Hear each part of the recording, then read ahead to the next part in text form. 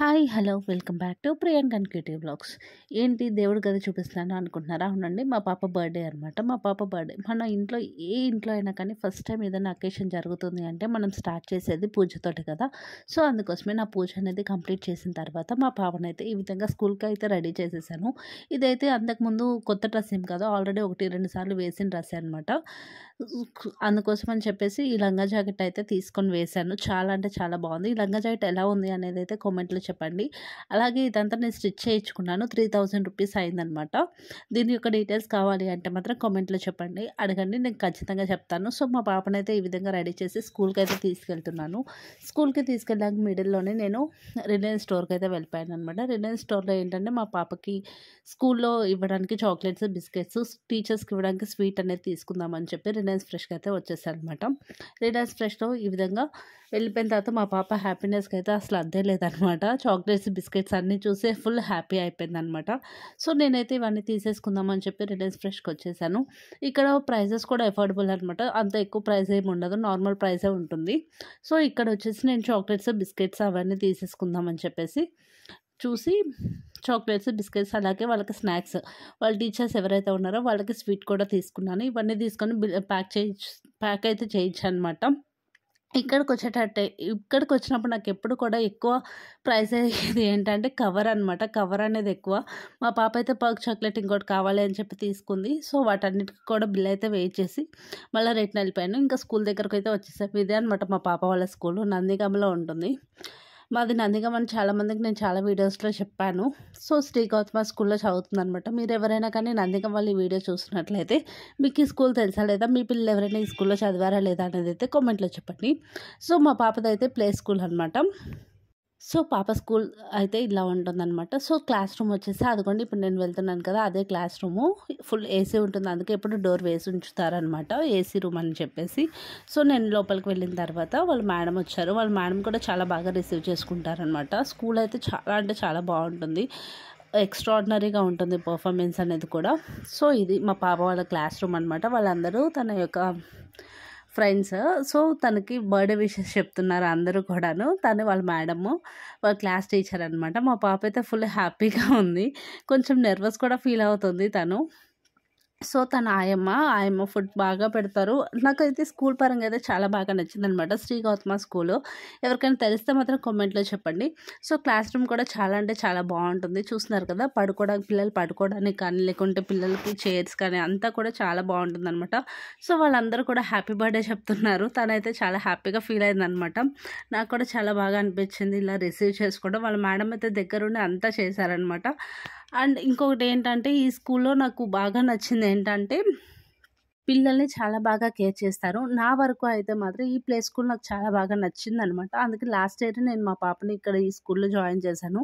ఈ ఇయర్ కూడా ఇక్కడే చేశాననమాట. సో, అందరికీ చాక్లెట్స్ అయితే పంపించేస్తుంది మా క్యూట్ గాడు. సో, ఈ విధంగా అయితే తన బర్త్‌డే అయితే స్కూల్‌లో అయితే ఈ విధంగా సెలబ్రేట్ చేసుకుందనమాట. సో, చూస్తున్నారు కదా! వీళ్ళందరూ వాళ్ళ క్లాస్‌మేట్స్ అనమాట.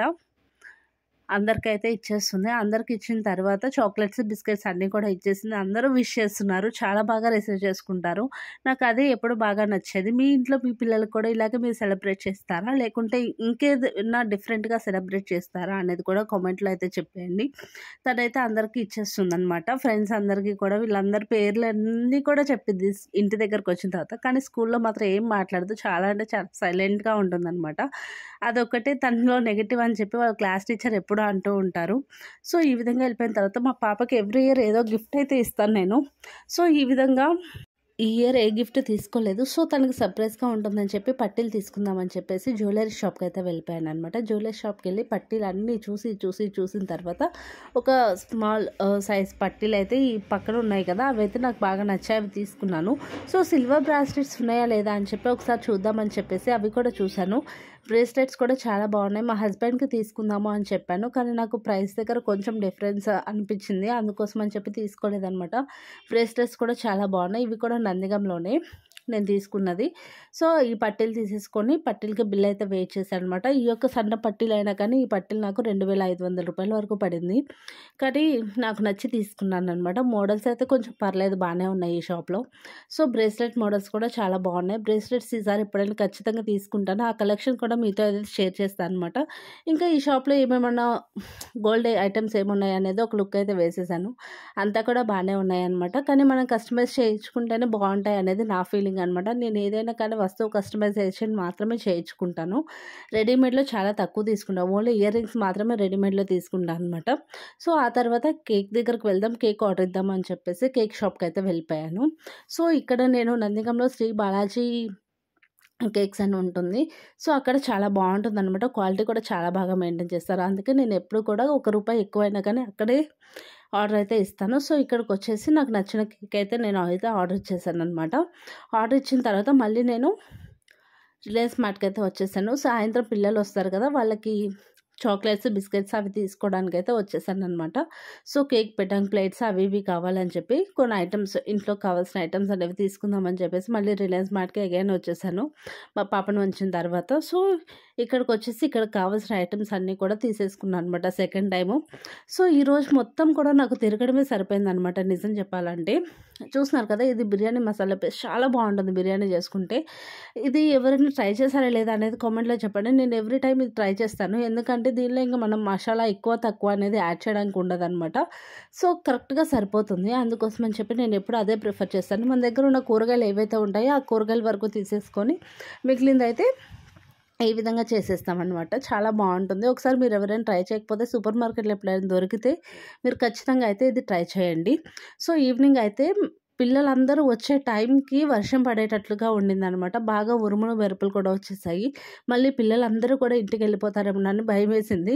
సో, అందుకోసం అని చెప్పి డెకరేషన్ కోసం తీసుకొచ్చిన ఐటెమ్స్ కూడా ఏం డెకరేట్ చేయకుండా మా పాపను ఒక్కదాన్ని ఆ విధంగా బెంచ్ పెట్టేసి దాని మీద బల్ల పెట్టేసి దాని మీద కేక్ అనేది ఆర్గనైజ్ చేసి పెట్టాను. మా బాబాయ్ అయితే చాలా అంటే చాలా గొడవ చేసేసాడనమాట. వాడు కట్ చేస్తాను కేక్, నేను కట్ చేస్తాను కేక్, నేను కట్ చేస్తాను కేక్ అని చాలా బాగా గొడవ చేసేసాడు.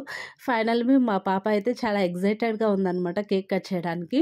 చూస్తున్నారు కదా! తను అది క్యాండిల్ వెలిగించగానే ఎలా హ్యాపీ ఫీల్ అయిందో. సో, ఈ ఇయర్‌కి మా పాపకి 4 కంప్లీట్ అయ్యి ఫిఫ్త్ ఇయర్ అనేది రన్నింగ్ అనమాట.